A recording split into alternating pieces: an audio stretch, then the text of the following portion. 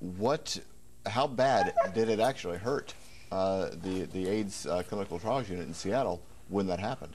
Well, we lost close to half of our budget when these cuts came down last year. So that was a significant impact on us, as you can imagine. And these cuts also, because of the way the redistribution of funding occurred, really interfered with the productivity of the whole network for a year or two as this redistribution of funding, or really a funding cut, not really a redistribution, was ongoing. Did it maybe set back the clinical trials and the whole deal 10 years because of that cut? I wouldn't say 10 years, but certainly it set things back a little bit. Not as many protocols were open and developed as quickly.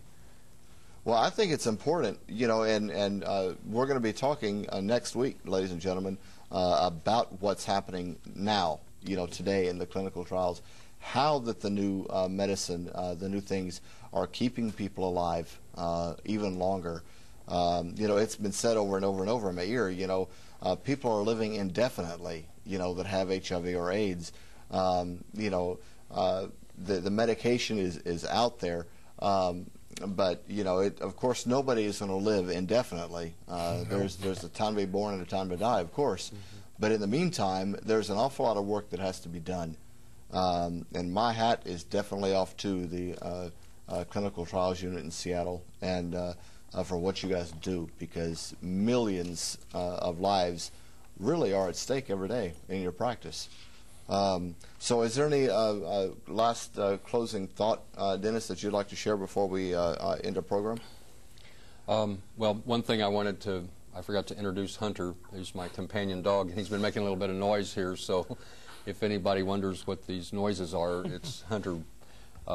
He's a mascot in training, I guess you could say, and so I take him with me when I appear in public or just about anywhere I go, really. And he's part of my network of support. Helps me keep my body healthy by making me walk a lot. That's right.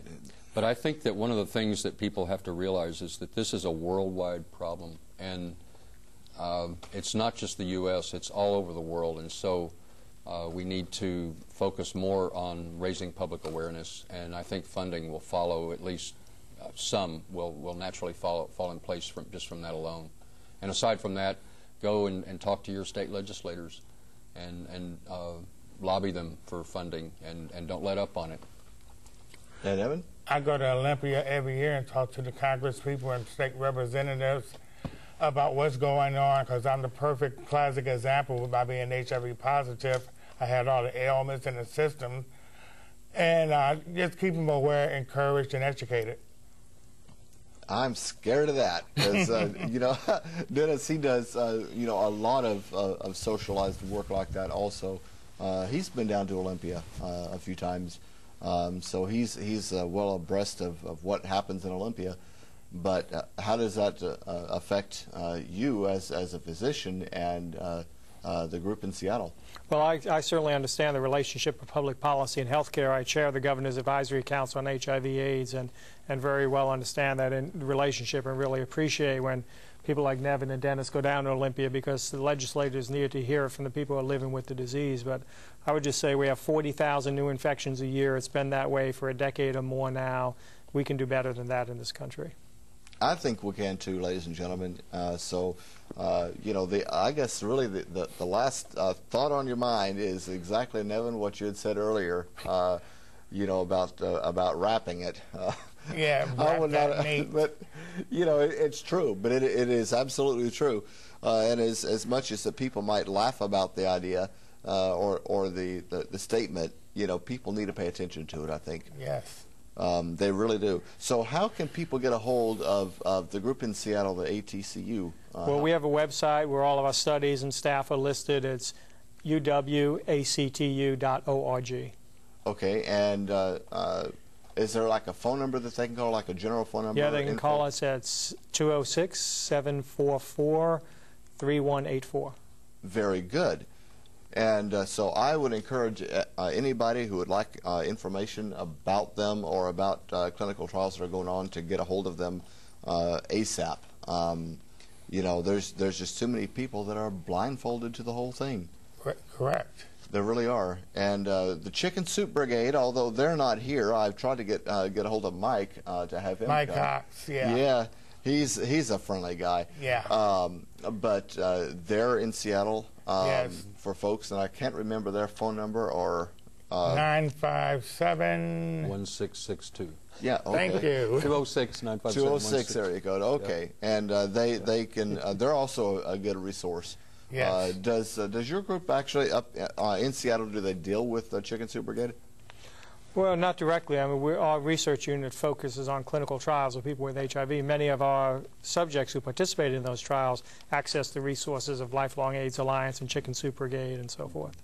Okay, and you know, Dennis, you helped them, you know, the Chicken Soup Brigade also. So I think that they're a fantastic group. Yes. So, ladies and gentlemen, I think that is just about our time to say bye-bye and hasta bye-bye for this week. But I do want to thank everybody, Dr. Shelton, Nevin, and Dennis, for being on set. We're going to have next week, right here on Who's Your Daddy, we're going to be talking about what is happening now, right now, the most paramount, I guess, time in the history of the battle and the fight for HIV and AIDS.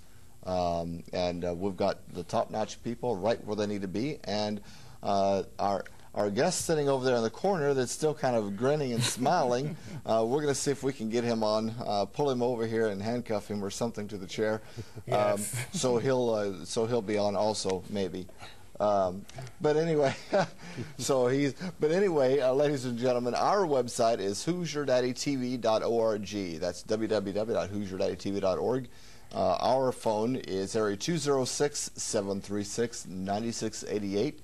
And our email address, we did change it, folks, so be aware of that. It's lhmiproductions@hotmail.com. And there you can email me, whatever that you want to email me, if it's a question or concern, or call us about that.